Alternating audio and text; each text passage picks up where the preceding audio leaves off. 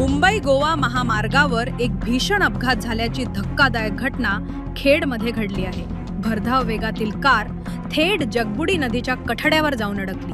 काही क्षणांसाठी मृत्यू समोर उभा ठाकला होता, मात्र चालकाचा थरारक बचाव झाल्याने मोठी दुर्घटना टळली आहे। मुंबईहून रत्नागिरीकडे जाणारी ही कार वेगात असताना चालकाचे अचानक नियंत्रण सुटले आणि क्षणार्धात गाडी रस्त्याच्या कडेला असलेल्या कठड्यावर जाऊन चढली। अपघात इतका भीषण होता की कारचा पुढील भाग पूर्णपणे चेंदामेंदा झाला आणि गाडी अक्षरशः नदीकाठी लटकलेल्या अवस्थेत अडकली। घटनेनंतर परिसरात एकच खळबळ उडाली। महामार्गावरील वाहन चालकांनी तातडीने धाव घेत मदत कार्य सुरू केले। काही वेळ वाहतूकही मंदावली होती। प्रत्यक्षदर्शींनी दिलेल्या माहितीनुसार गाडीचा वेग जास्त असल्याने हा अपघात घडला। सुदैवाने कार कठड्यावर अडकली, अन्यथा गाडी थेट 100 ते 150 फूट खोल जगबुडी नदीत कोसळली असती आणि मोठी जीवितहानी झाली असती।